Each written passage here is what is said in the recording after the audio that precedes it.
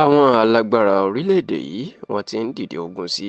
ààrẹ tuntun fún ẹgbẹ́ onímọ́tò National Union of Road Transport Workers NURTW ìyún Alhaji Musiliu Ayinde Akínsànyà ẹni tó pèèyàn mọ̀ sí MC Olúọmọ o pẹ̀lú bí gbajúgbajà amòfin ajàfẹ́tọ̀ọ́ ọmọnìyàn ni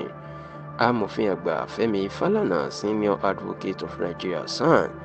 bóun náà ṣe ti dá sí ọ̀rọ̀ wàhálà tó ń lọ ní orí ipò ààrẹ ẹgbẹ́ NURTW tó sì jẹ́ kó di mọ̀ pé MC Olúọmọ ó gbọ́dọ̀ fipò náà sílẹ̀ ni o àti wípé ààrẹ tí wọ́n yọ nípò Alhaji Tajudeen Ìbíkúnlé Bárúwá ó ní ká dá padà sípò ààrẹ ẹgbẹ́ onímọ́tò NURTW lórílẹ̀‐èdè yìí.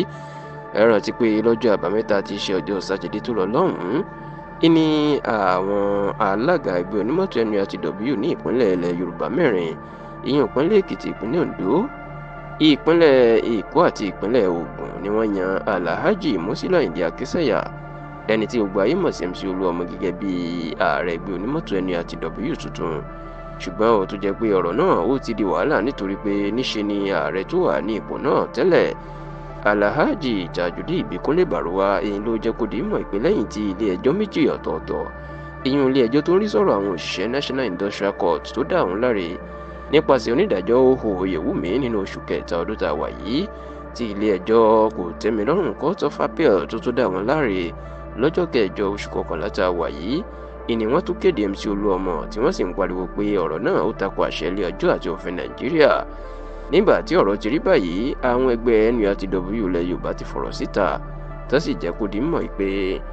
bí MC Olúọmọ bó ṣe di ààrẹ ó bófin mu nítorí pé ẹjọ́ Kòtẹ́milọ́rùn tí Bárúwá ń sọ pé òun jáwé olúborí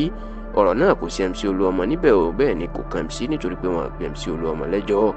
ṣá o nígbà tóun náà ń dá sí ọ̀rọ̀ yìí amòfin Fẹ́mi Fálànà ọmọ bíbí ìpínlẹ̀ Èkìtì jẹ́ kó di mọ̀ pé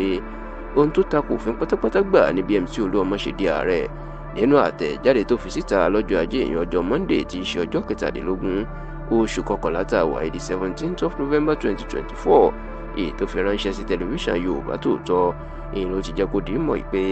níwọ̀n ìgbà tí ilé ẹjọ́ Kòtẹ́milọ́rùn tó jẹ́ ilé ẹjọ́ tó ga jù lórí ọ̀rọ̀ tí wọ́n ń fà tó ti dájọ́ pé Bárúwá ni kó máa ṣe ààrẹ lọ ó ló ti di dandan o kí wọ́n fi Bárúwá sípò ààrẹ kan sì yọ MC Olúọmọ dànù. Fálànà wá ké sí agbẹjọ́rò ìjọba àpapọ̀ ìyọ̀n mínísítọ̀ ètò ìdájọ́ lórílẹ̀‐èdè yìí